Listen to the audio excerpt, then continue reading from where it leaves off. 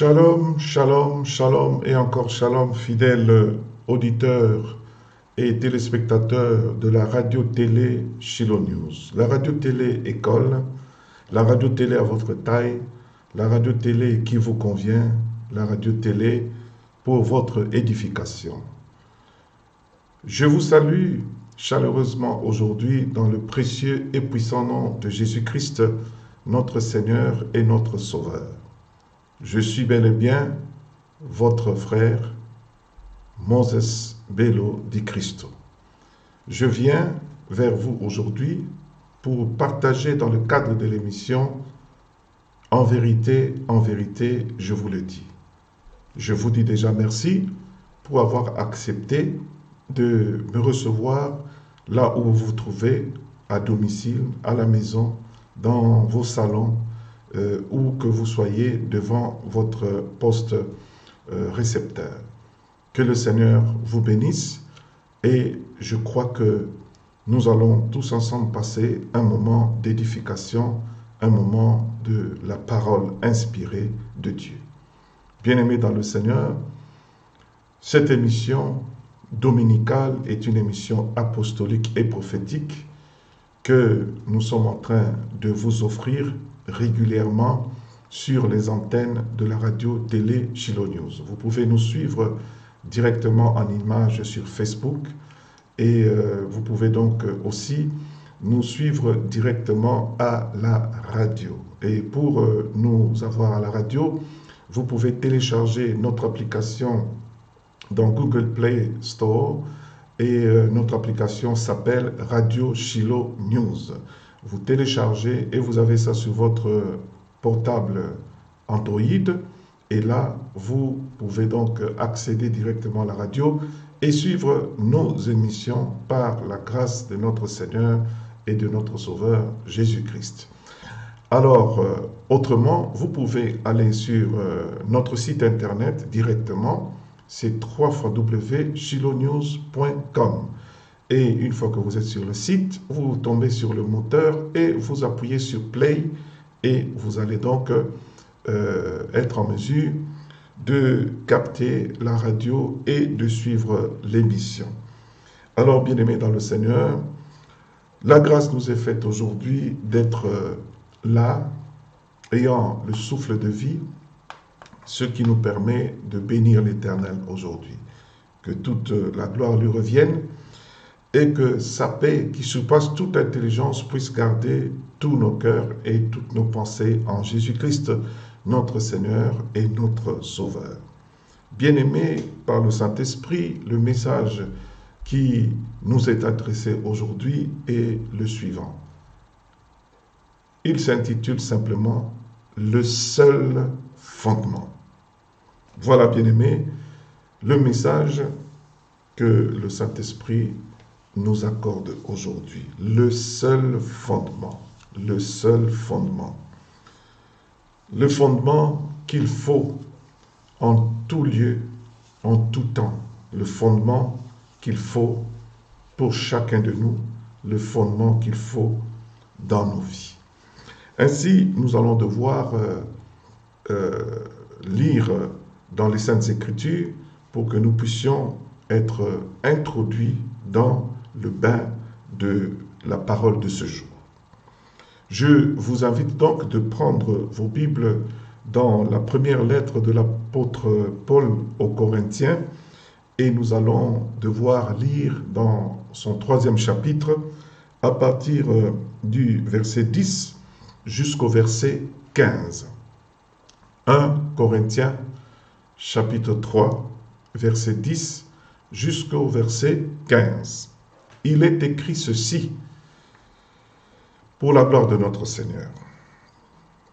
Selon la grâce qui m'a été donnée, j'ai posé le fondement comme un sage architecte. Et un autre bâtit dessus. Mais que chacun prenne garde à la manière dont il bâtit dessus. Car personne ne peut poser un autre fondement que celui qui a été posé, savoir Jésus-Christ. Or, si quelqu'un bâtit sur ce fondement avec de l'or, de l'argent, des pierres précieuses, du bois, du foin, du chaume, l'œuvre de chacun sera manifestée. Car le jour la fera connaître, parce qu'elle se révélera dans le feu, et le feu éprouvera ce qu'est l'œuvre de chacun. Si l'œuvre bâtie par quelqu'un sur le fondement subsiste, il recevra une récompense. Si l'œuvre de quelqu'un est consumée, il perdra sa récompense. Pour lui, il sera sauvé, mais comme au travers du feu. Voilà, bien-aimés dans le Seigneur, fidèles auditeurs et téléspectateurs de la radio-télé Shiloh News, le texte de base qui nous conduit, bien-aimés, à comprendre la volonté souveraine de notre Dieu par rapport à ce qu'on appelle fondement. Et je crois qu'en lisant ici, nous avons tous, n'est-ce pas, compris qu'il s'agit, en parlant de fondement, de notre Seigneur et Sauveur Jésus-Christ. C'est lui, alors lui seul, qui est ce fondement. C'est lui, alors lui seul, qui est cette pierre angulaire qui, rejetée par les hommes, est devenue si précieuse, n'est-ce pas, pour la gloire de notre Père. Bien-aimés, en suivant ces paroles prononcées et mises sur écrit par l'apôtre Paul, nous sommes en train de voir que l'apôtre reconnaît qu'il a reçu la grâce de la part de Dieu de parler des mystères, des choses concernant le ciel. Il reconnaît que c'est seulement par la grâce de Dieu qu'il peut être en mesure, n'est-ce pas, de parler de ces choses. Il lui a été donc donné la grâce de poser le fondement. Et il souligne qu'il ne l'aurait pas posé de n'importe quelle manière, mais qu'il l'aurait posé, n'est-ce pas, comme un sage architecte. C'est-à-dire qu'il ne se serait pas appliqué à poser le fondement de manière incontrôlée, mais il y a mis toute sa sagesse. Tout ce que le ciel aurait donné à sa disposition. L'homme, en principe, ne peut donner que ce qu'il a reçu du ciel. Et puisque celui-ci a reçu du ciel cette grâce, alors il s'est appliqué en toute sagesse de poser le fondement. Il dit dans la moisson du Seigneur, les responsabilités sont partagées. L'un est appelé à poser le fondement, mais l'autre est appelé à bâtir dessus.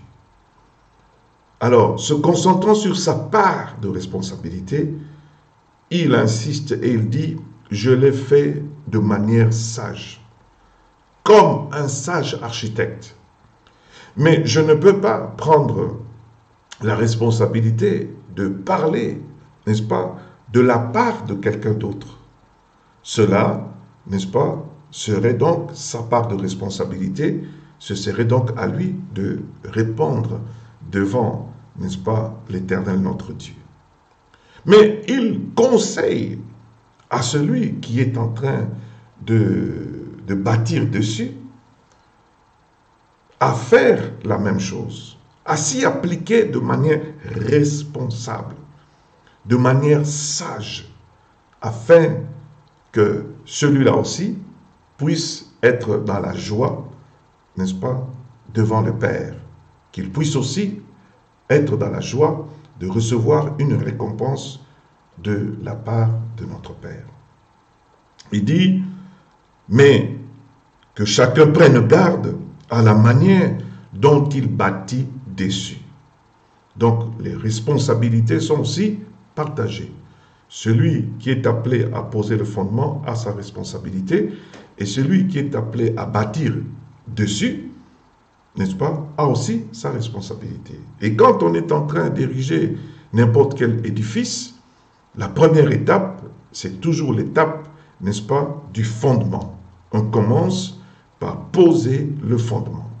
Et ici, en sa qualité d'apôtre, il s'est appliqué, n'est-ce pas, à poser le fondement conformément à la grâce qu'il a reçue de la part de Dieu d'être cet apôtre.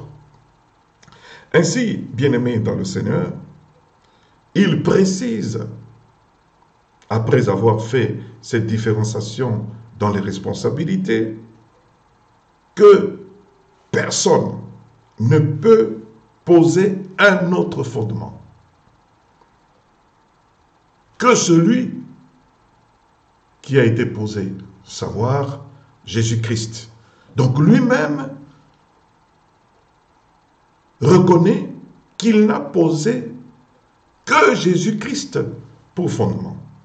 Il reconnaît que le seul fondement qui doit être posé, n'est-ce pas, s'appelle Jésus-Christ.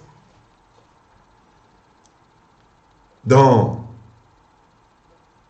le royaume de notre Père, Dieu a voulu que cela soit ainsi. Et cela aussi se reflète dans la vie des hommes sur la terre. Et c'est un principe important, un principe spécial que chacun de nous devrait intérioriser dans sa vie. Parce que chacun est toujours, n'est-ce pas, placé dans des situations où il serait appelé à ériger quelque chose, à mettre sur pied quelque chose, à réaliser quelque chose. Et il faudrait à tout instant se rappeler qu'avant d'entreprendre quoi que ce soit dans la vie, il faut s'assurer, n'est-ce pas, de commencer par poser le fondement convenable dans n'importe quel engagement qu'on serait en train de prendre dans la vie. Il faudrait d'abord s'assurer que ce fondement, ce seul fondement, sera la base de tout engagement, de toute réalisation qu'on pourrait donc, n'est-ce pas, entreprendre dans la vie. Et, bien-aimé dans le Seigneur, il continue par dire que celui qui bâtit dessus. Or, si quelqu'un bâtit sur ce fondement qui est Jésus-Christ, il bâtit à sa manière. Il y a l'un qui bâtit avec de l'or. Il y a l'autre qui bâtit avec de l'argent. Il y a un autre encore qui bâtit avec des pierres précieuses. Il y a un autre qui bâtit avec du bois. Il y a un autre qui bâtit avec du foin. Un autre encore avec du chaume. Donc nous sommes en train de voir, bien-aimés, qu'au niveau, n'est-ce pas, de l'élévation, après la fondation, au niveau de l'élévation, celui qui est en train d'élever les murs, celui qui est en train de continuer à travailler sur ce qui a été posé comme fondement, est en train de procéder, n'est-ce pas, en utilisant la matière qui lui paraît être convenable. Donc nous comprenons qu'il y aura une différence de qualité, n'est-ce pas, dans l'édifice qui est en train d'être érigé sur le fondement qui est Jésus-Christ. Mais nous constatons que le fondement n'aura pas de changement. Le fondement n'a qu'une seule qualité. On ne peut pas trouver un autre fondement en or, un autre encore en argent, un autre encore en pierres précieuses, un autre encore en bois, et ainsi de suite. Le fondement n'a qu'une seule qualité. C'est le même, c'est le seul, c'est l'unique fondement pour n'importe quelle, n'est-ce pas, matière qui sera utilisée pour, n'est-ce pas, élever les murs ou bien l'édifice.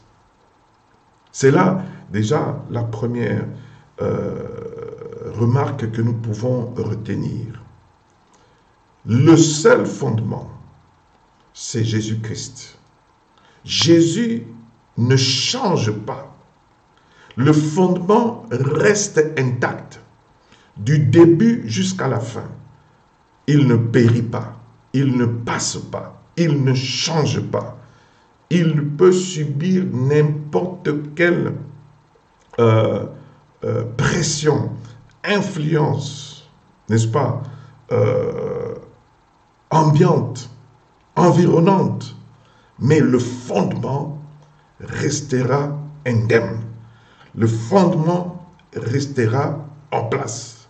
Le fondement aura toujours sa qualité, sa meilleure qualité de départ. Et ce fondement, c'est Jésus-Christ, notre Seigneur et notre Sauveur.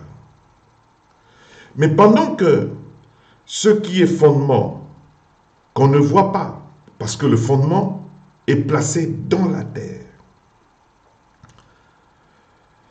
ce qui sera vu, ce serait l'édifice, ce serait les murs, n'est-ce pas? Ce serait l'or, ce serait l'argent, ce serait les pierres précieuses, ce serait le bois, ce serait le foin, ce serait du chaume, comme nous venons de le lire ici, qui sera vu.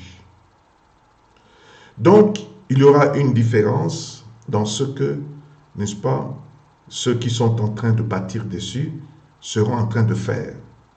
On trouvera des différences dans chaque œuvre que chaque personne est en train d'ériger quelque part. On regardera l'œuvre d'une personne, on trouvera que celui-là s'est appliqué à prendre pour matière dans la nature de l'or.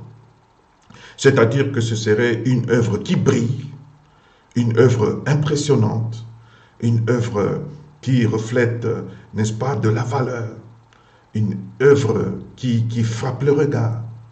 Un autre prendra dans la nature pour matière, n'est-ce pas, de l'argent. Et l'argent aura aussi son reflet. Ce serait appréciable, ce serait convenable. Il y a encore un autre, n'est-ce pas, qui sera en train de travailler. Et lorsque nous regardons l'œuvre qu'il serait en train de faire, nous constaterons qu'il aurait pris, n'est-ce pas, pour son compte, des pierres précieuses. N'importe quelle pierre précieuse. Peut-être de l'émeraude, peut-être, n'est-ce pas, que sais-je encore, du diamant. Donc, c'est-à-dire que son œuvre sera caractérisée par la valeur de ce qu'il est en train, n'est-ce pas, d'utiliser comme matière. Ce serait formidable, appréciable, n'est-ce pas?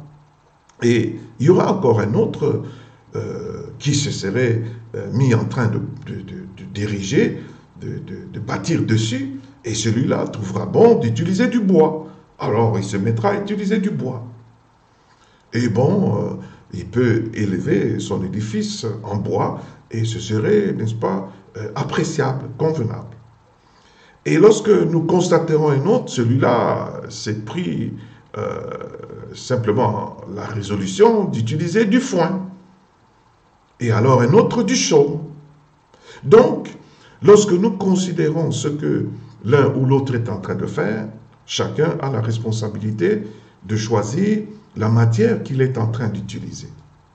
Pendant que le fondement est réellement Jésus-Christ, pendant que le fondement est toujours le même. Et alors, il y a n'est-ce pas, la réalité de ce que j'aimerais bien partager avec nous ici. L'œuvre de chacun sera manifestée. On dira, bon, ça c'est une œuvre en or, ça c'est une œuvre en argent, ça c'est une œuvre en pierre précieuse, ça c'est une œuvre en bois, ça c'est une œuvre en foin, et ça c'est une œuvre en chaux. L'œuvre de chacun sera manifestée. Chacun aura pris son temps pour ériger son œuvre, et on regardera et on saura, n'est-ce pas, voir la différence à partir de la matière qu'on serait en train d'utiliser. Mais il y a une réalité que chacun de ceux qui seraient en train de bâtir devrait comprendre. Cette réalité est retrouvée dans ce 13e chapitre qui nous dit « Car le jour le fera connaître, parce qu'elle se révélera dans le feu, et le feu éprouvera ce qu'est l'œuvre de chacun. » Donc, on aura la liberté de choisir la matière à utiliser pour ériger dessus. Chacun aura cette liberté.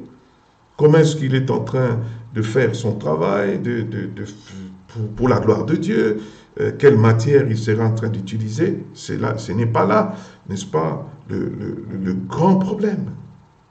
Mais que chacun puisse savoir que toute œuvre qui serait érigée sur le fondement qui est Jésus-Christ, le seul fondement, devra subir le test du feu, l'épreuve du feu, c'est-à-dire sera testé, sera éprouvé. Il y a un temps pour tout, il y a un temps pour poser le fondement, il y a un autre temps pour bâtir dessus, et il y aura un temps, n'est-ce pas, qui sera, n'est-ce pas, venu, ce sera le temps de l'épreuve. Tout ce que l'homme est en train de faire pour la gloire de l'Éternel sera éprouvé. L'œuvre de chacun sera éprouvée. Ainsi, si chacun sait que ce que je suis en train de faire, même pour la gloire de Dieu, devra être exposé à ce test qui est devant moi, je crois que chacun prendra, n'est-ce pas, la résolution de s'apprêter à ce test-là. Mais si on n'a pas la connaissance du test qui sera imposé sur l'œuvre de chacun, alors on aura des gens qui seraient en train de bâtir sans tenir compte, n'est-ce pas, de cette révélation, et ils ne seront pas assez sages en bâtissant. Ils ne seront pas assez sages comme l'apôtre Paul ici est en train de parler de lui-même en disant « Moi, j'ai fait ma part comme un sage architecte. » Donc, on aura des gens qui seraient en train d'ériger sur le fondement, mais de manière cacophonique, de manière désordonnée, avec beaucoup, n'est-ce pas, d'imprudence. Mais si l'on sait que tout ce que nous sommes en train de faire pour la gloire de Dieu sera testé, sera éprouvé, il y a un temps où, n'est-ce pas, il vous est laissé le temps de faire ce que vous êtes en train de faire. Vous bâtissez, vous placez, n'est-ce pas, votre édifice comme vous voulez, vous travaillez comme vous voulez. Vous faites ce que vous êtes en train de faire, comme vous voulez, sans problème. Il n'y a pas d'objection, il n'y a pas de problème. C'est le temps que Dieu vous laisse pour, n'est-ce pas, démontrer votre sagesse en bâtissant sur le fondement qui est Jésus-Christ. Alors lorsque vous le faites, il y a nécessairement, j'insiste, un temps qui sera le temps du test, le temps de l'épreuve. Et c'est là que beaucoup qui ne seraient pas préparés à ça s'étonnent et se disent « Mais qu'est-ce qui m'arrive? Qu'est-ce qui m'arrive? Qu'est-ce qu'il y a ?» Des problèmes surgissent dans ce que je suis en train de faire. Des problèmes surgissent dans l'œuvre que je suis en train d'ériger pour l'Éternel. Mais c'est pour Dieu. Et dans cette panique, nous voyons comment, n'est-ce pas, les non-avertis commencent, n'est-ce pas, à tergiverser et à se lancer dans n'importe quel trouble de panique. Mais alors que le temps est arrivé, le temps du test, le temps est arrivé, le temps de l'épreuve, le temps de la révélation, n'est-ce pas, du sérieux investi dans le travail qui a été fait, le temps de la révélation, n'est-ce pas, de la sagesse qui aurait été investie dans ce qui serait en train de se faire. Alors, lorsque nous continuons à lire le texte, nous trouvons qu'il y a deux différentes issues à cette situation. Si l'œuvre bâtie par quelqu'un sur le fondement subsiste, si l'œuvre bâtie par quelqu'un ou sur Jésus-Christ, qui est le seul fondement, on ne touche pas au fondement, on ne touche pas à Jésus-Christ, il est le même, il reste le même hier, aujourd'hui et éternellement. Sa qualité, n'est-ce pas, ne change pas, c'est la meilleure de toutes les qualités possibles, c'est l'excellence même, n'est-ce pas, en qualité. Mais ce qui se passe sur, n'est-ce pas, sur ce fondement, ce qui se fait au nom de Jésus, ce que l'homme est en train d'ériger sur la base, n'est-ce pas, qui est Jésus-Christ, aura des différences.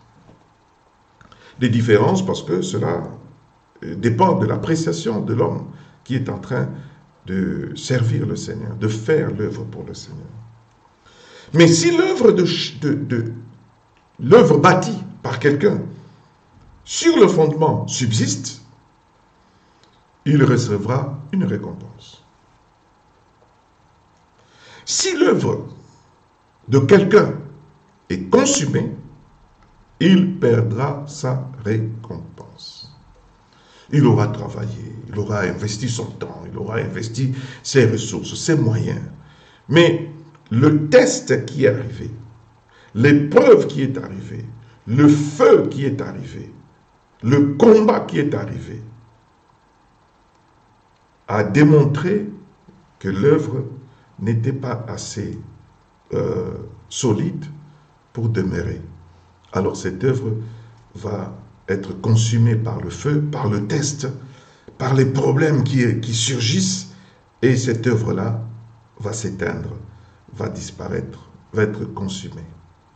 Mais gloire au Seigneur, parce que la personne qui aurait déjà servi Dieu, la personne déjà qui aurait, n'est-ce pas, donné sa vie, son temps, son énergie, ses ressources pour servir Dieu, aura perdu la récompense.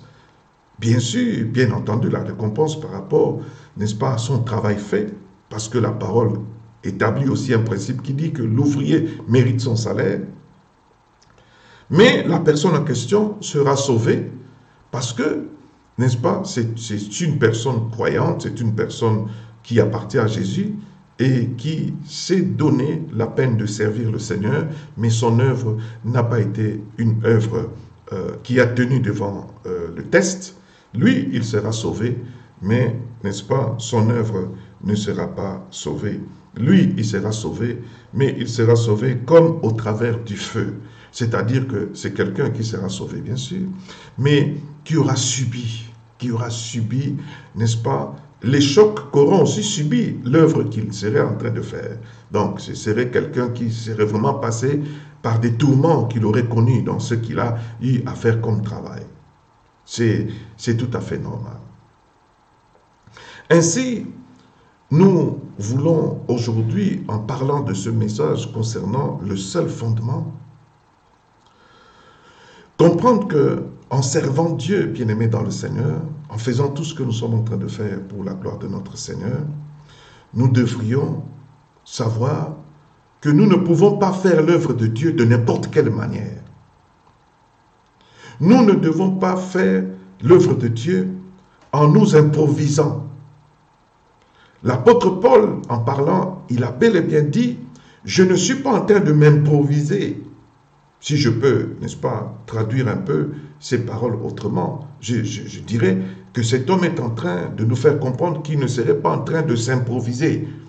Ce n'est pas quelqu'un qui se recommande soi-même, mais c'est quelqu'un qui reconnaît d'abord qu'il a reçu la grâce de la part de Dieu, la grâce apostolique qui lui permet, n'est-ce pas, par le Saint-Esprit, d'œuvrer en tant que quelqu'un qui serait en train de poser le fondement.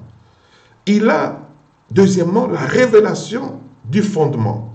Il sait qui est le fondement qu'il faut poser lorsqu'on est en train, n'est-ce pas, de bâtir quelque chose pour l'Éternel. Il sait qu'il n'y a que Jésus-Christ qui devrait être, n'est-ce pas, identifié comme étant le fondement de tout ce qui est fait pour la gloire de l'Éternel. Il dit, donc, j'ai fait ce travail comme un sage architecte. Donc, quelqu'un qui sait qu'il a reçu la grâce de la part de Dieu, qui ne se recommande pas lui-même, qui n'est pas en train de s'improviser, mais c'est quelqu'un que Dieu a préparé, a établi pour cela. C'est la première des choses. Et cette personne a la révélation de ce qui doit être fait. Et cette personne s'applique de manière sage. Alors, bien-aimés, lorsque vous constatez déjà ces trois éléments en cet apôtre Paul, vous allez comprendre pourquoi est-ce que beaucoup de gens qui ont le zèle, qui veulent servir Dieu, qui veulent bien s'appliquer à être utiles dans la moisson du Seigneur, sont en train de connaître des difficultés et sont en train de connaître l'échec, ou finissent aujourd'hui par chercher à trouver de l'aide dans ce qui est rejeté par Dieu, dans les ténèbres. Comment voulez-vous servir Dieu, qui est l'éternel Dieu, qui est saint, et que vous allez toucher à ce qui est impur pour venir servir votre Dieu? Cela nous laisse comprendre qu'une telle personne, au départ, n'avait pas reçu de la part de Dieu le mandat qu'il faut pour le faire. Parce que ce qui justifie le mandat, c'est la grâce, la capacité surnaturelle, la capacité divine que l'Éternel place en une personne pour rendre cette personne capable de faire quelque chose. L'homme, alors, qui a reçu quelque chose de la part de l'Éternel, ne pourra que donner ce que le ciel lui a aussi donné. Vous vous souvenez, dans le tabernacle, lorsqu'il était question de faire tous les travaux artistiques dans ce tabernacle, Dieu, n'est-ce pas, a équipé un homme, Bétsaël, qui serait rendu, n'est-ce pas, capable de faire toutes ces œuvres extraordinaires qui devraient être réalisées dans le tabernacle. Pourquoi? Parce que l'Esprit de Dieu, n'est-ce pas, reposait sur lui. Et cela, bien aimé dans le Seigneur, est, n'est-ce pas, la manière de faire de Dieu. Mais lorsque quelqu'un se recommande soi-même, la parole dit, ce n'est pas celui qui se recommande soi-même qui sera approuvé, mais c'est lui que Dieu recommande. L'apôtre Paul a l'habitude de dire, n'est-ce pas, ce n'est pas moi qui suis en train de faire, mais c'est la grâce de Dieu à moi. Bien-aimé, ce n'est ni par la force, ni par la puissance, mais c'est par mon esprit, dit l'Éternel Dieu des armées. Il faudrait d'abord, n'est-ce pas, qu'on ait un mandat. Il faudrait d'abord qu'on se rende compte que, n'est-ce pas, les capacités surnaturelles que Dieu donne, n'est-ce pas, pour une œuvre, puissent se retrouver, n'est-ce pas, en nous, pour que nous puissions nous engager dans telle et telle action pour la gloire de Dieu. Et deuxièmement, bien-aimé dans le Seigneur, il faudrait, n'est-ce pas, que la révélation du travail que nous sommes en train de faire puisse être à notre portée, qu'on ait la bonne connaissance qu'il faut dans ce qu'on est en train de faire. La bonne connaissance, qu'on ait, n'est-ce pas, la maîtrise de la matière que nous sommes en train d'aborder dans ce que nous sommes en train de faire. On ne peut pas être un ministre, un serviteur, quelqu'un qui doit poser un un fondement quelconque, en ignorant les choses, n'est-ce pas, du domaine, en ignorant les choses du domaine apostolique, en ignorant les choses du domaine prophétique, ou encore dans d'autres domaines ministériels. Il faudrait que celui qui s'applique, n'est-ce pas, dans ce qu'il est en train de faire, puisse avoir la maîtrise de la matière, la révélation, n'est-ce pas, exacte de ce qu'il est appelé à faire. Il faut que le forgeron puisse avoir appris à forger pour faire son travail de forgeron. Il a la connaissance, n'est-ce pas, du métal, de son fer, du feu, de l'emploi, n'est-ce pas, des appareils qu'il doit utiliser pour réaliser son travail. Donc, premièrement, bien-aimé, il n'est pas question de se recommander. Deuxièmement, bien-aimé, il est question de la maîtrise de la matière. Et troisièmement, bien-aimé, il est question, n'est-ce pas, d'agir en conformité, n'est-ce pas, avec la volonté souveraine de Dieu, c'est-à-dire la sagesse. Il a dit, comme un sage architecte qui a reçu de Dieu, n'est-ce pas, la capacité qu'il faut, qui sait qu'est-ce que je dois poser comme fondement, et alors qui s'applique à le faire en toute sagesse. Et alors cet homme peut dire, j'ai, n'est-ce pas, fait mon travail de manière convenable. Il est sûr qu'il aura sa récompense. Il n'a pas remis sa récompense en question. C'est ainsi que son langage est toujours demeuré, n'est-ce pas, le même en disant « J'ai combattu le bon combat de la foi et désormais la couronne de vie m'est réservée, non seulement à moi seul, mais à tous ceux qui ont aimé l'avènement du Fils de Dieu. » Donc il était sûr d'avoir, n'est-ce pas, couru selon les règles. C'était quelqu'un qui ne voulait pas courir de manière à battre de l'air pour ne rien avoir à la fin.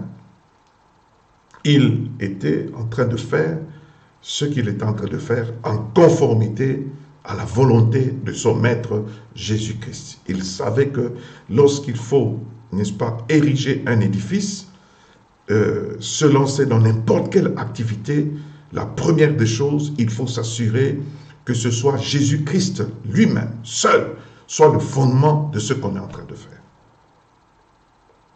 Et il le fait, et alors la responsabilité de bâtir incombe à ceux qui vont, n'est-ce pas, continuer à faire ce qu'il faut faire au-dessus.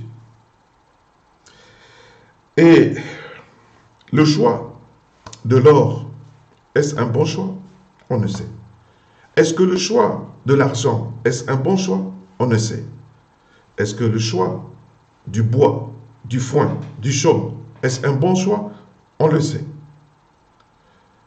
Quelle que soit la beauté de ce qu'on est en train de faire, c'est le test, c'est l'épreuve du feu qui va démontrer si ce qu'on est en train de faire ou ce qu'on a fait, n'est-ce pas, vaut quelque chose.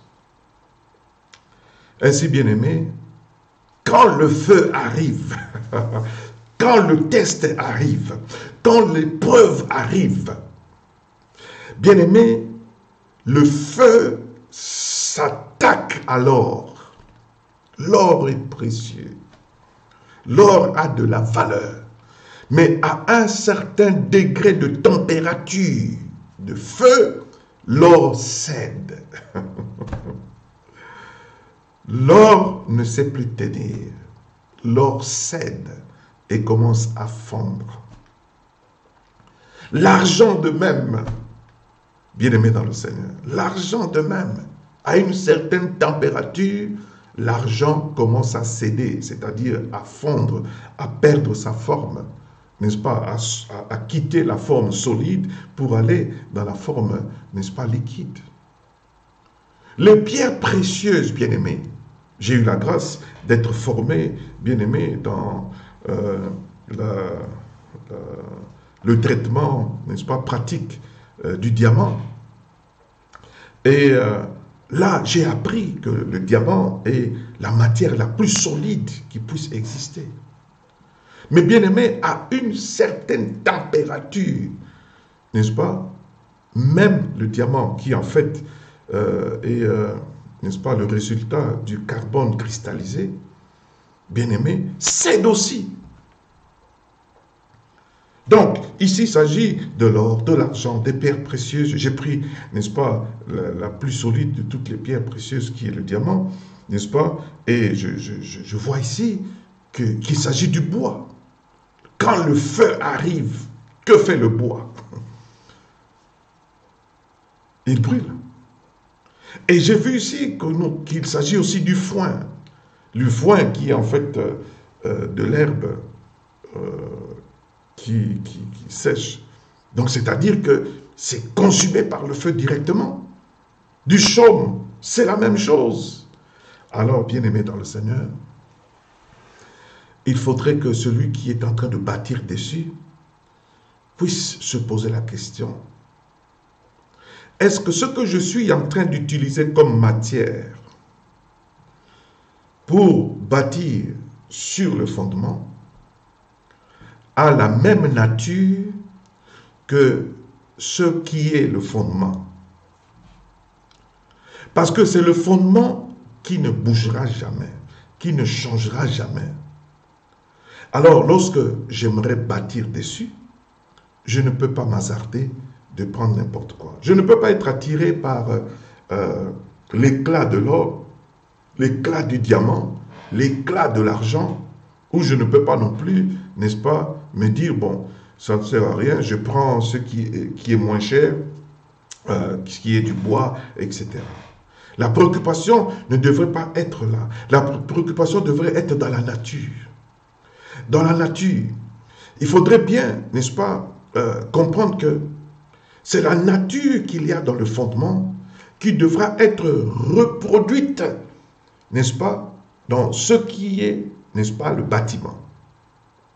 Le bâtiment qui est en train d'être érigé devra avoir la même nature, la même qualité que, n'est-ce pas, ce que nous avons dans le fondement, c'est-à-dire Jésus-Christ. Ainsi, j'aimerais par ricochet me référer à un passage, n'est-ce pas, dans la première lettre de l'apôtre Pierre, dans son 2e chapitre, il est en train de parler dans ce sens-là.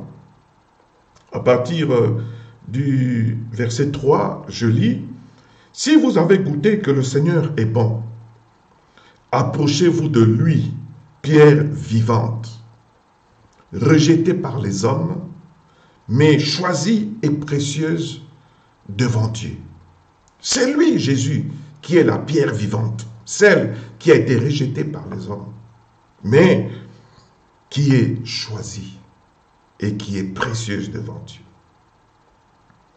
Et vous de même, est-il dit ici dans le 5e verset, et vous de même, comme des pierres vivantes. Qui est pierre vivante? C'est Jésus. Mais vous aussi, comme des pierres vivantes.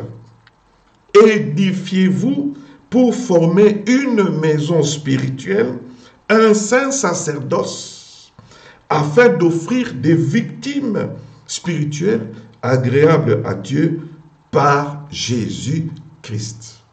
Il est question de Jésus-Christ comme pierre vivante, et celui-là, Jésus-Christ, la pierre vivante, qui est le fondement en question de l'édifice. Et ici, le 5e verset nous dit, « Et vous-même, comme des pierres vivantes. » N'est-ce pas? C'est-à-dire que lorsque vous regardez la nature qui est en Christ, c'est cette nature que nous devrions retrouver sur ceux qui vont être utilisés pour, n'est-ce pas, ériger le bâtiment. Il est pierre vivante, nous sommes aussi pierre vivante. Il faut que la vie de Christ se retrouve en nous. C'est ainsi que Jésus, nous donnant la mission noble dans Matthieu au chapitre 28, du verset 19 à 20, n'a pas parlé d'un ramassis de gens, n'a pas parlé de n'importe quelle qualité de personne que nous devrions produire, mais il a bel et bien parlé des disciples. Il a dit, allez et faites de toutes les nations des disciples, les baptisant au nom du Père, du Fils et du Saint-Esprit, et apprenez-leur à observer tout ce que je vous ai prescrit. Donc, c'est-à-dire que Jésus a demandé qu'on fasse des disciples. Qui est disciple? C'est quelqu'un, n'est-ce pas, ici déjà, Jésus dit, apprenez-leur à observer tout ce que je vous ai prescrit. Donc, ce sont des gens qui vont apprendre les préceptes de Jésus, la sainte doctrine, et qu'ils vont s'appliquer à la pratique stricte de ces enseignements de Jésus-Christ. C'est comme ça qu'ils ont la nature de la vie de Christ en eux. Mais si vous n'avez pas des gens comme ça, qui ont la nature de la vie de Christ en eux, mais vous avez, n'est-ce pas, Christ seulement dans votre vie, et que vous vous hasardez à servir Dieu avec toute votre bonne volonté, n'est-ce pas, avec toutes vos ressources, c'est bien ce que vous prenez comme décision, mais si vous ne produisez pas la nature de Jésus, si la matière que vous utilisez pour ériger le bâtiment sur le fondement qui vous a été donné, bien aimé, vous êtes en train de perdre votre temps. Si dans l'œuvre que vous êtes en train de faire, vous ne produisez pas de disciples, vous êtes en train de perdre votre temps parce que la parole nous révèle ici qu'il y a le test qui viendra. Et quand le test de feu arrive, bien aimé, si votre œuvre demeure, vous avez une récompense. Mais si votre œuvre ne demeure pas, vous perdez aussi votre récompense, mais vous-même, bien que vous soyez sauvés, vous allez passer par cette tribulation du feu. C'est-à-dire que vous aurez souffert, vous aurez eu du mal, etc. Vous aurez eu trop de soucis pour ce qui a érigé d'abord. Et dans le test du feu, vous serez, n'est-ce pas, emballé dans la souffrance de ce qui va se passer, jusqu'au point que vous-même vous allez dire, voilà, j'ai perdu mon temps. Et bien aimé, simplement parce que le sage, celui qui a commencé comme architecte, il a dit, la seule qualité qui puisse tenir devant n'importe quelle épreuve, c'est la qualité que Jésus-Christ lui-même est. Et le seul fondement qui devra être posé par moi, c'est seulement Jésus-Christ. Poser Jésus-Christ comme fondement signifie quoi? C'est-à-dire, c'est la parole de Jésus-Christ, la parole de Dieu, la sainte doctrine, les préceptes de Jésus doivent constituer la base, le fondement de ce qu'on est en train de faire. Si ce qu'on est en train de faire est dirigé sur la base, n'est-ce pas, parce qu'on est des connaissances, on est des bons amis, on a grandi ensemble, parce qu'on parle la même langue, nous avons les mêmes origines, parce que, voilà, je l'apprécie bien, et je l'aime bien, etc., sur base d'autres choses que le Seigneur Jésus-Christ, bien-aimé. Sachez que dès le départ, cette œuvre n'est même pas une œuvre de Dieu, parce que le seul fondement qui est Jésus-Christ n'est pas, n'est-ce pas, en train de soutenir ce qui sera fait. Se conformer à la parole de Dieu, se conformer, n'est-ce pas, au précepte de Jésus. Il a dit, enseignez-leur, qu'ils reçoivent donc la connaissance de ce que j'ai dit, des préceptes, des principes, parce que notre Dieu est un Dieu de principes. Il n'est pas un Dieu d'émotions, il n'est pas un Dieu des humeurs. On se lève comme ça, on est dans la joie, on fait le bien. On se lève comme ça, on est triste, on fait rien. On se lève comme ça, on est fâché, on éclabousse tout. Non, non, non. Dieu n'est pas comme ça dans ce genre d'intempéries liées à l'humeur. Non, non. Dieu est dans le principe. Il agit en conformité à ce qu'il a établi comme principe. Et tout ce que Dieu fait s'explique sur base de ce qu'il a dit. Il est écrit, alors Dieu fait comme ça. Tel que cela a été établi de manière à ce que ce principe-là puisse subsister. C'est comme ça que notre Père est en train d'opérer. Et c'est comme ça aussi qu'il nous montre comment opérer en nous révélant ses préceptes, en nous révélant ses principes. Et lorsque nous nous conformons aux principes, aux préceptes de Christ, c'est-à-dire que nous acceptons ainsi que Christ soit celui qui nous régit, parce que nous fonctionnons conformément à sa parole, à sa volonté révélée dans les Saintes Écritures. C'est là, n'est-ce pas, poser Jésus, n'est-ce pas, comme seul fondement dans ce que nous sommes en train de faire. Ainsi donc, bien-aimés, nous allons voir que, en nous référant à ceci, Jésus est la pierre vivante, et ceux qui doivent aussi former l'édifice, et vous-même comme des pierres vivantes, il faut qu'il y ait la vie de Christ en celui, n'est-ce pas, qui est utilisé pour que le bâtiment existe. Chaque personne qui constitue, n'est-ce pas, cet édifice doit être une pierre vivante. Et vous aussi, pierre vivante. C'est ainsi que la parole nous rappelle dans le livre des Actes des Apôtres, que dans cette église primitive, le Seigneur ajoutait à l'église ceux qui étaient sauvés. Quand vous êtes dans l'église, vous êtes supposé être sauvé. C'est un sauvé qui est ajouté à l'édifice. C'est une pierre qui vit, qui a la vie de Jésus, qui est ajoutée à l'édifice. Ce n'est pas une pierre morte. Beaucoup disent, donc, voilà, on peut seulement l'inviter et pendant qu'il est là, etc., il va seulement se convertir ici. Mais on ne l'a pas vu. On ne l'a pas vu. Vous ne pouvez pas changer les principes de Dieu. Les principes de Dieu demeurent. C'est à nous conformer à la parole de Dieu. Nous devrions, n'est-ce pas, faire en sorte que toute personne puisse connaître le Christ, puisse être sauvée par le Christ. Ainsi donc la personne pourra trouver sa place, n'est-ce pas, au sein, n'est-ce pas, du corps de Christ. On ne va pas changer les choses. Saul de Tarse, qui deviendra l'apôtre Paul, sur le chemin de Damas, va rencontrer Jésus-Christ et va donner sa vie à Jésus-Christ. Mais le Seigneur lui dit, entre dans la ville et on te dira ce que tu devras faire. Mais celui-là qui va dans la ville, celui à qui on dira ce qu'il doit faire, celui, n'est-ce pas, à qui on imposera les mains pour que les écailles qui étaient dans ses yeux puissent tomber, c'est déjà quelqu'un qui a rencontré le Christ, c'est déjà quelqu'un qui a fléchi ses genoux devant le Christ, c'est quelqu'un déjà, n'est-ce pas, à qui Christ a détaillé tout ce qui serait prévu, n'est-ce pas, qui soit fait par lui. C'est déjà quelqu'un qui est en Jésus-Christ, qui est reçu pour être, n'est-ce pas, encadré.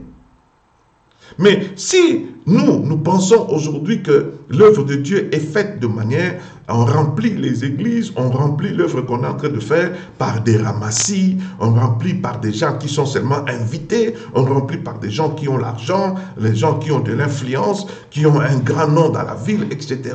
Alors, bien aimés, nous sommes peut-être en train de réunir de l'or, de l'argent, nous sommes en train de réunir une matière qui frappe à l'œil. On est en train de réunir une matière, n'est-ce pas, n'importe laquelle, pardon. Si on trouve aussi que, bon, ça va, on ne va pas prendre ce qui est trop cher, bon, on se dit, bon, ça va, on va prendre du bois, on va prendre du foin, du chaume, n'est-ce pas? On se dit, bon, ça va. Ce n'est pas, n'est-ce pas, la valeur de ce qu'on est en train d'utiliser qui devra être, n'est-ce pas, au centre de notre intérêt, mais c'est la nature. Que faisons-nous de ceux qui seraient entre nos mains? Que faisons-nous des hommes, des femmes que Dieu donne à notre disposition? Si nous arrivons à les transformer et que ceux-là deviennent des disciples du Seigneur Jésus-Christ, alors nous avons une matière qui est semblable à la matière qui est le fondement.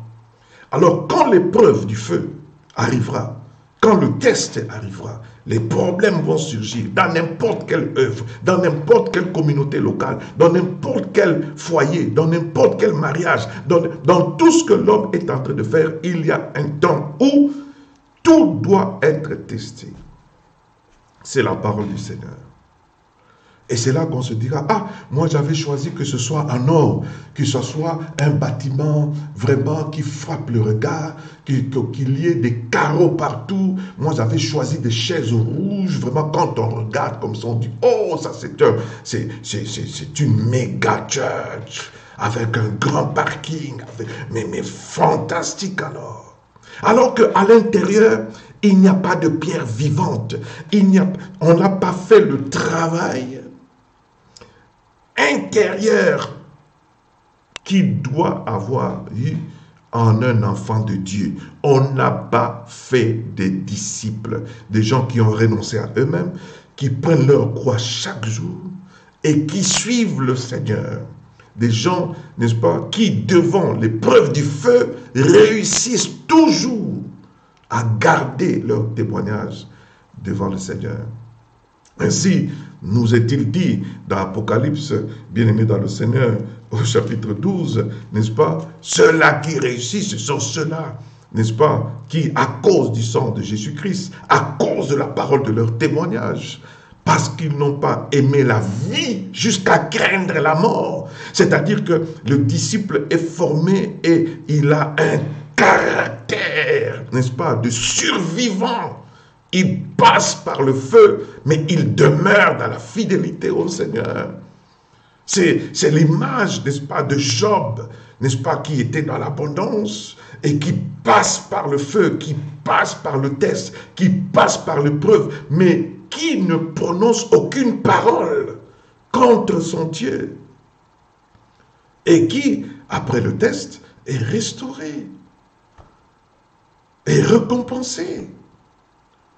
Est-ce que la qualité des personnes, n'est-ce pas, qui doivent constituer l'Église locale, l'Église, corps de Christ, tout ce que nous sommes en train de faire, est-ce que nous pensons à la qualité, n'est-ce pas, intérieure, spirituelle, ou bien nous pensons à ce qui frappe les regards, ou bien nous pensons à la matière de manière charnelle.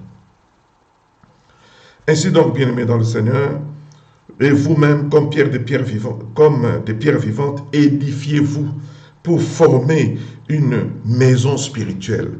La maison de Dieu est une maison spirituelle, et cette maison spirituelle n'est pas formée par des pierres mortes, mais par des pierres vivantes. Un saint sacerdoce, la sainteté est dans ce lieu-là. Ce sont les disciples qui sachent faire la différence de ce qui est saint et impur. C'est cette qualité en eux, en respectant les préceptes de Dieu.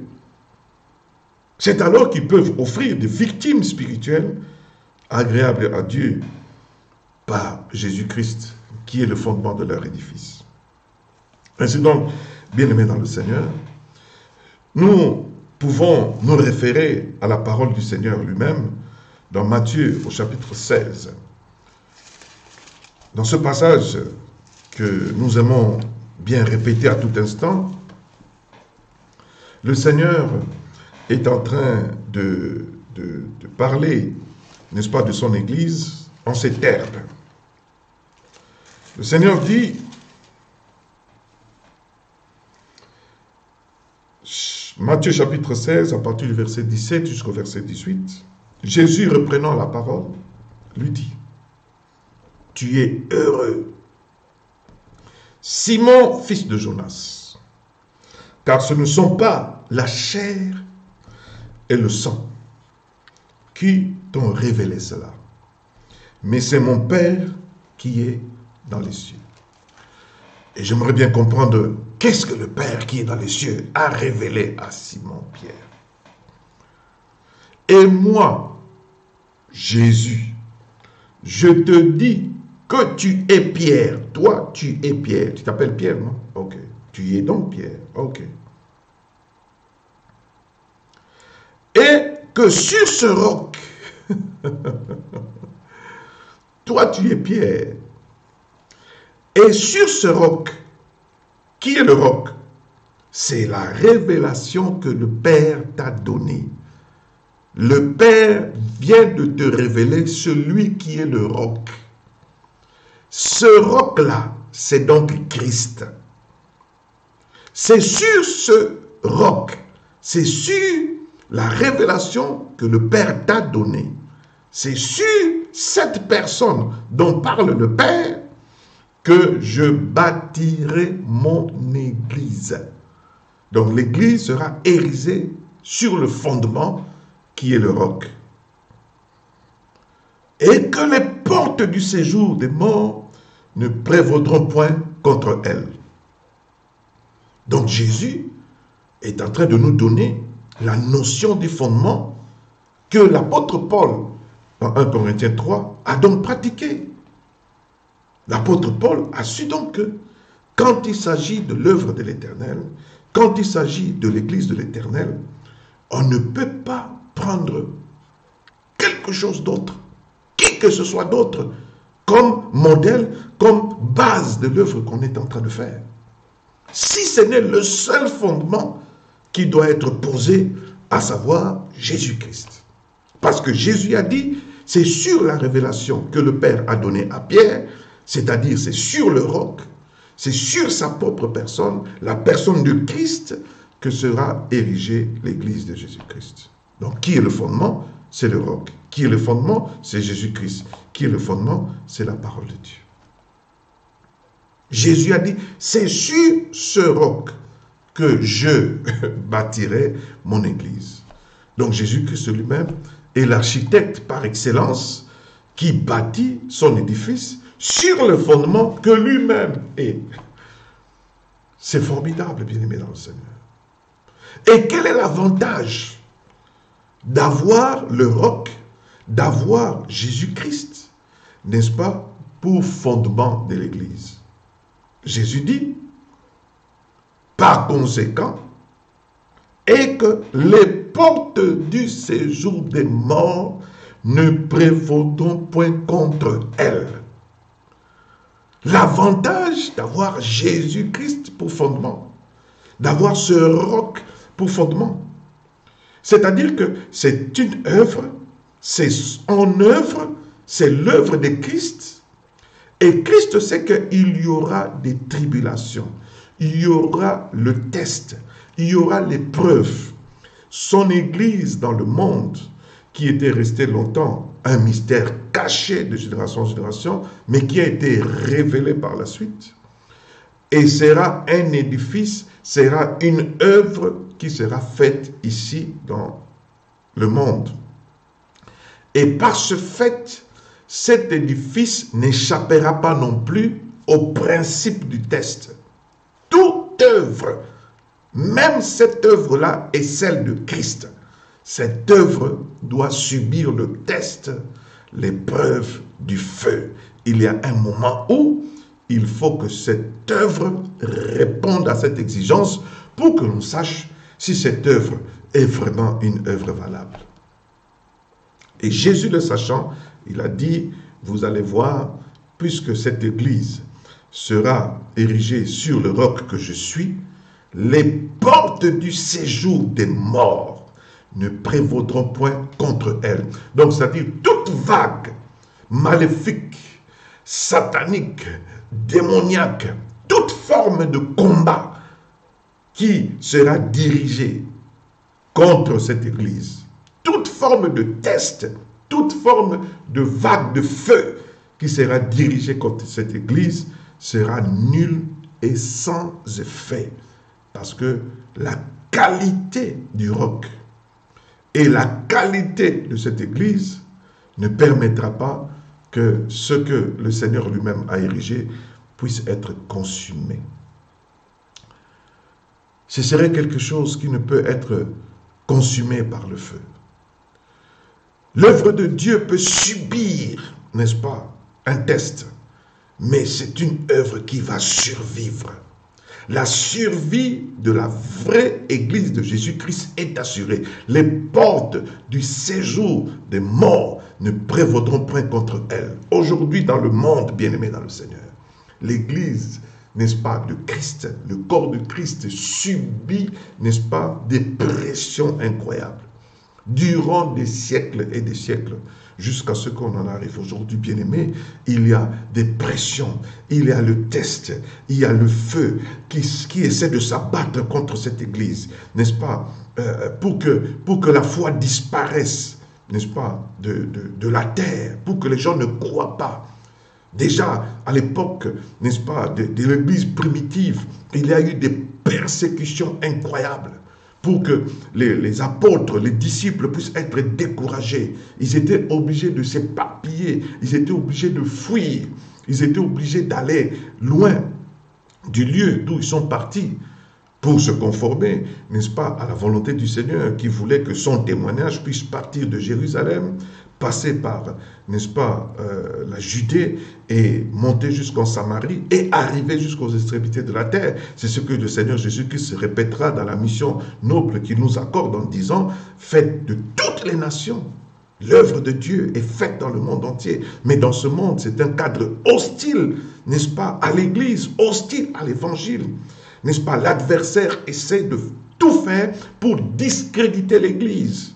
Pour discréditer l'Église. Discréditer, n'est-ce pas, les gens qui composent l'Église. Mais l'Église sera déshonorée comment?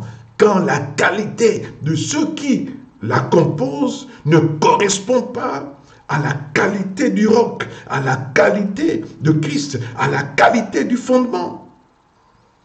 Ce sont les imperfections, n'est-ce pas, de ceux qui sont en train de former les murs, n'est-ce pas, l'édifice de l'Église, qui sont attaqués, qui font la honte de Dieu.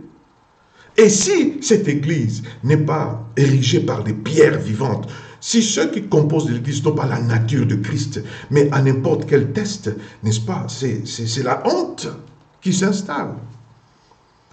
Et au travers du temps, le Seigneur est en train de démontrer que le petit reste aussi intact. Il y a toujours un petit reste. Il y a toujours un noyau. Alléluia. Le noyau du fruit, le noyau de la mangue est la partie la plus dure et la partie qui assure la survie. Vous pouvez, n'est-ce pas, manger toute la chair de la mangue, mais vous ne pourrez pas manger, n'est-ce pas, le noyau de la mangue. C'est le noyau de la mangue qui écrira la suite de l'histoire de cette mangue. Parce que quand le noyau sera jeté, n'est-ce pas, dans la terre, le noyau, n'est-ce pas, produira un nouvel arbre et cet arbre produira des fruits et la mangue que vous avez mangée, n'est-ce pas, continuera à vivre, n'est-ce pas, par cette descendance, n'est-ce pas, suscitée par le noyau. Mais le disciple, c'est la partie dure du fruit, c'est la partie qui peut être exposée à vos morsures dedans. Vous pouvez manger sa chair, vous pouvez enlever, n'est-ce pas, sa richesse, vous pouvez enlever, n'est-ce pas, tout ce qu'il possède, vous pouvez le démunir de sa chair, de sa peau, vous pouvez, n'est-ce pas, le démunir de tout ce que vous voulez prendre. Mais arrivé à un certain moment, vous ne trouverez qu'un noyau. Et avec le noyau, n'est-ce pas, nu comme un noyau, vous ne pourrez plus rien faire. Le noyau est amer dans vos dents, le noyau est dur dans vos dents, et vous serez obligé, n'est-ce pas, de rejeter cela.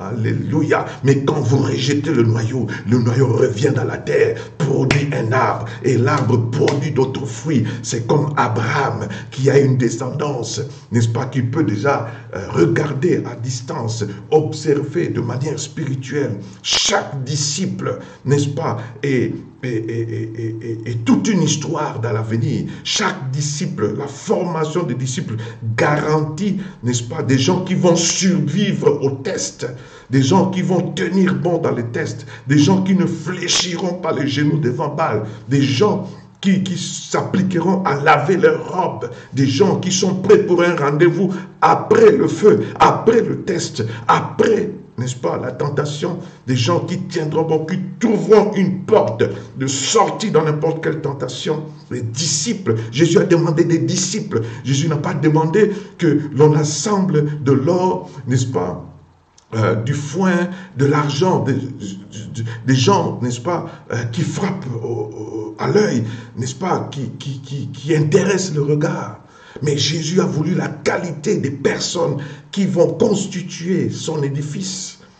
Et c'est lui-même qui est le roc. Il veut que la nature du roc puisse se retrouver dans ces pierres qui vont constituer son église. C'est ainsi qu'il ajoutait à cette église ceux qui étaient sauvés, qui avaient sa vie en eux, la vie de Christ en eux. Ainsi donc, on pouvait être donc garanti que les portes du séjour des morts ne prévaudront point contre l'église. Et Jésus a enseigné, pour clôturer son discours sur la montagne, c'est-à-dire son sermon sur la montagne, je vais m'y référer dans ce texte-là parce que c'est là aussi qu'il définit les notions du fondement. Jésus dit, en définissant cela, il dit dans Matthieu au chapitre 7, du verset 24 jusqu'au verset 27, il est dit ceci: c'est pourquoi quiconque entend ces paroles que je dis et les met en pratique sera semblable à un homme prudent qui a bâti sa maison sur le roc,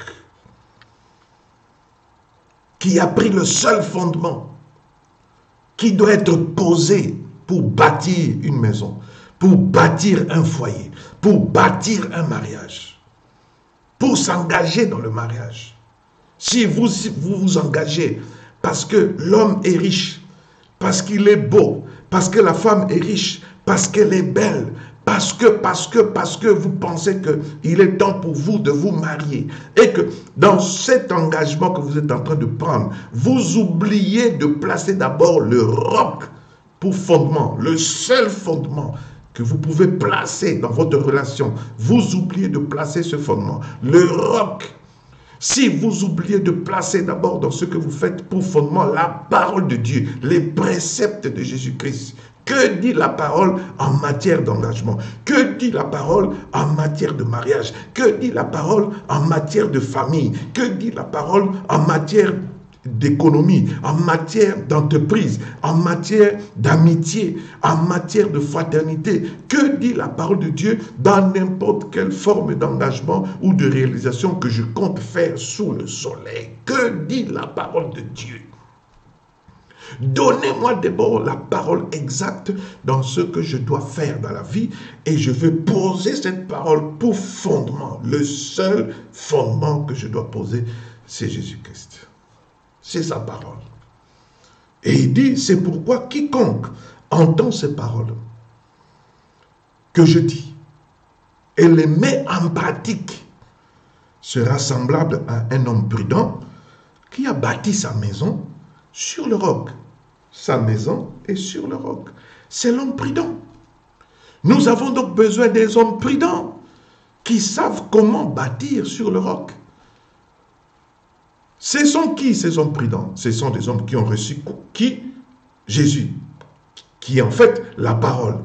Ce sont des hommes qui pratiquent la parole pour avoir la nature du roc, pour avoir la nature du fondement, pour avoir la nature de Jésus. Il faut être celui qui pratique ce que Jésus a dit. Apprenez-le à observer, autrement dit, à pratiquer tout ce que je vous ai dit. Pas seulement connaître. La connaissance est une chose.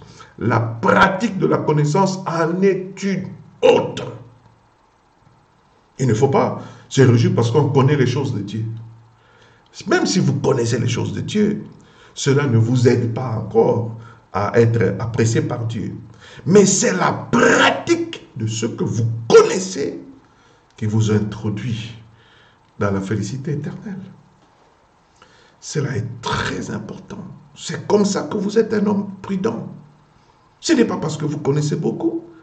Ce n'est pas parce que vous avez été dans des écoles bibliques, théologiques, etc. que cela suffit. Non. Vous croyez que fréquenter une école biblique, théologique, ça va, j'ai de la connaissance, cela suffit. Non, non, non, non, non, non, non, non. Absolument pas. Ce n'est qu'une partie, n'est-ce pas, de ce qu'il faut. L'acquisition de la connaissance. Mais vous savez que cette connaissance que vous avez acquise, Si vous ne la mettez pas en pratique, c'est cette connaissance qui vous condamne. Si vous avez une connaissance, vous serez beaucoup plus troublé par cette connaissance. Si cette connaissance n'est pas mise en pratique. Celui qui connaît beaucoup a beaucoup plus de responsabilités. Et bien aimé dans le Seigneur, la pluie est tombée, les torrents sont venus, les vents ont soufflé et se sont jetés contre cette maison. Elle n'est point tombée parce qu'elle était fondée sur le roc. Bien-aimé, mais c'est la maison d'un homme prudent. C'est la maison d'un homme qui a reçu les paroles de Christ et qui les a mises en pratique.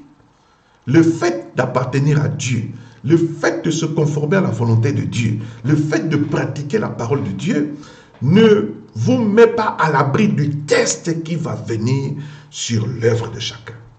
Toute œuvre doit être éprouvée. Faites votre ministère comme vous voulez. Arrangez tout ce que vous êtes en train d'arranger. Il y a un moment où l'ouragan arrive. Il y a un moment où la tempête arrive.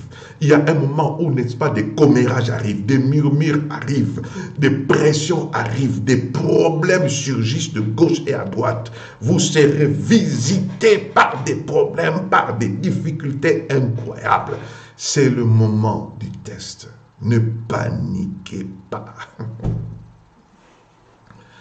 Gardez votre sang-froid, gardez votre calme.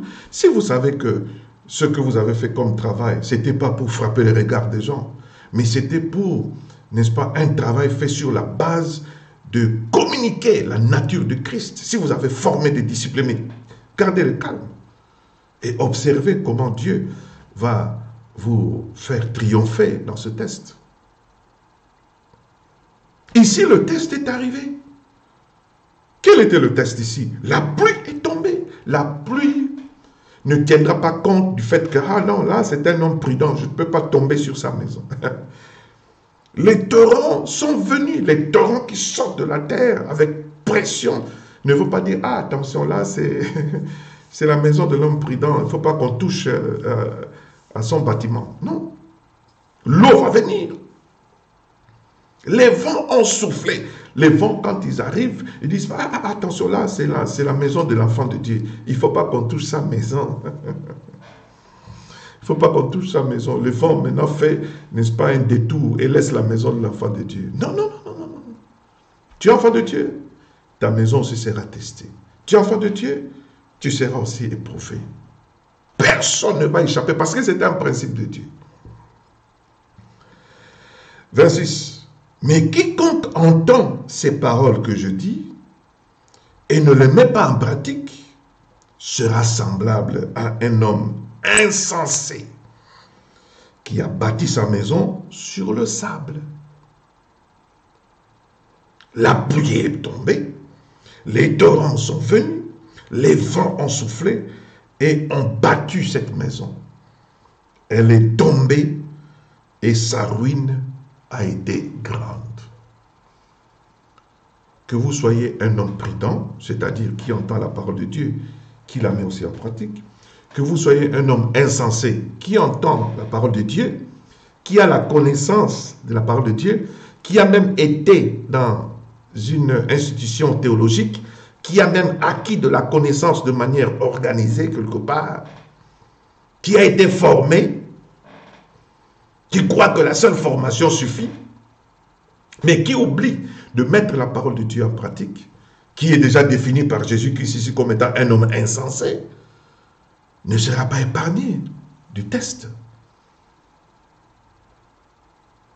La pluie va tomber sur sa maison, comme elle tombe aussi sur la maison de l'homme prudent.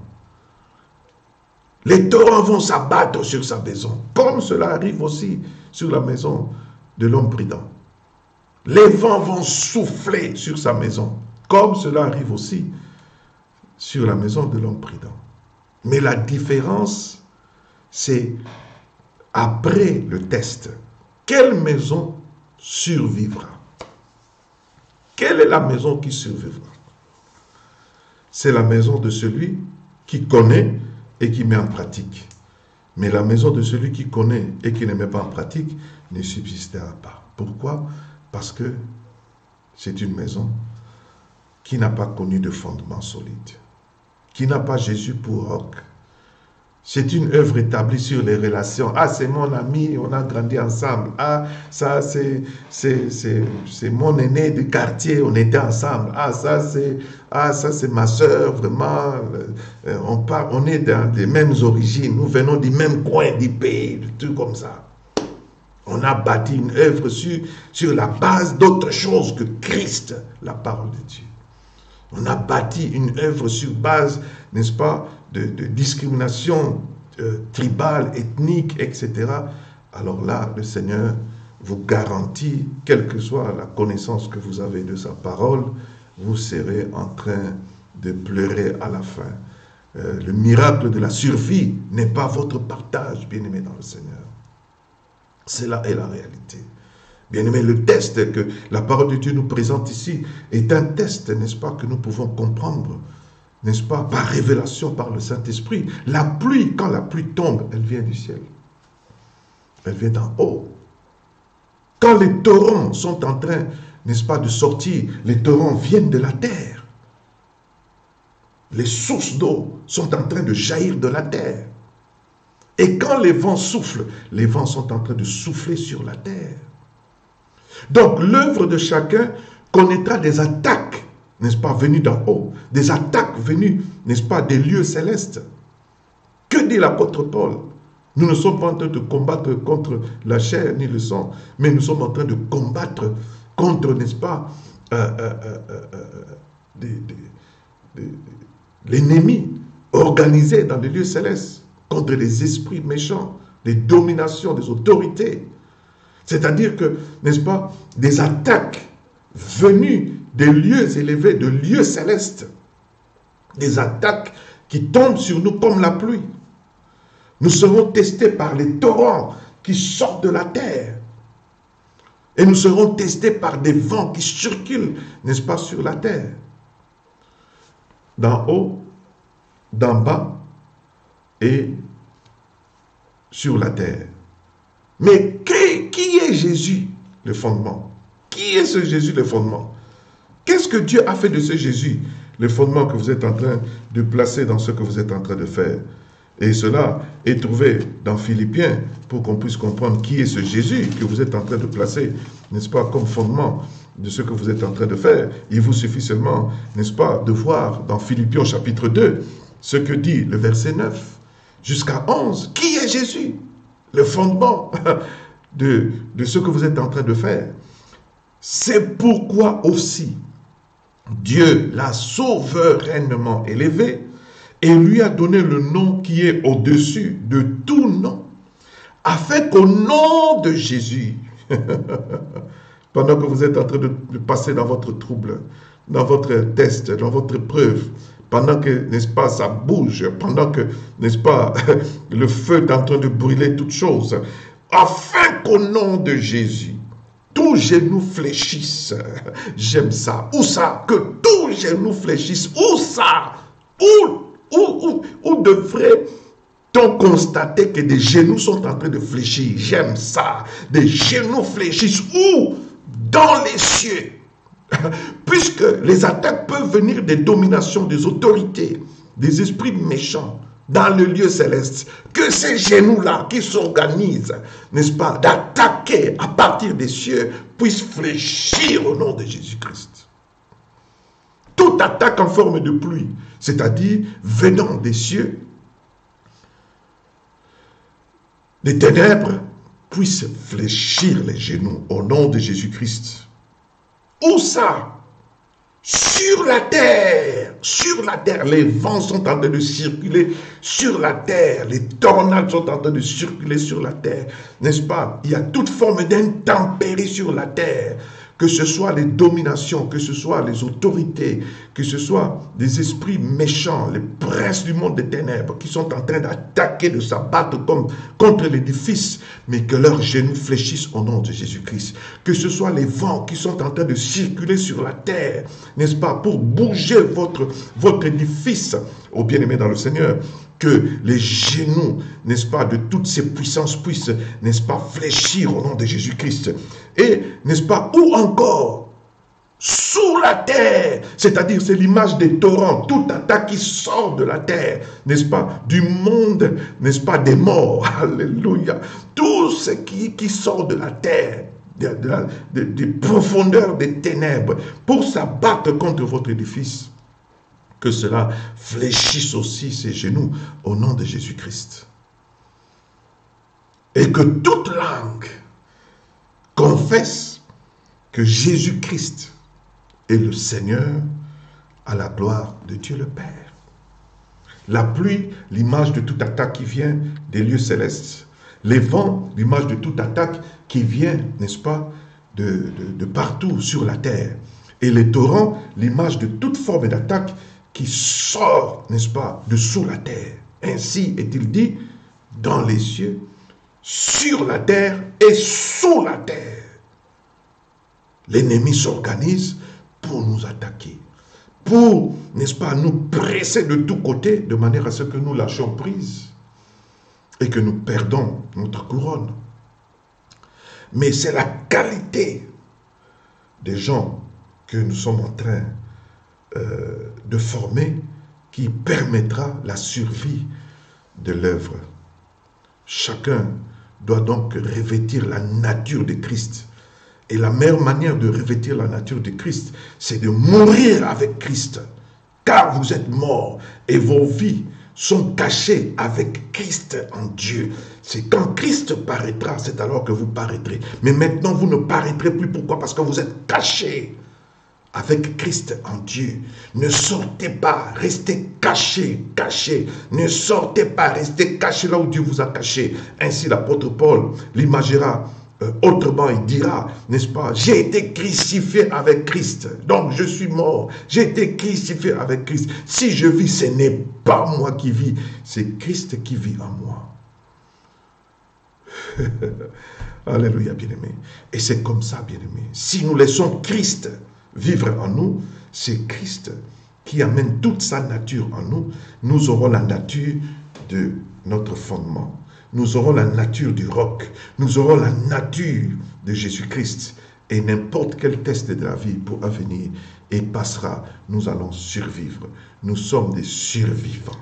Des survivants au nom de Jésus-Christ. Bien-aimés dans le Seigneur.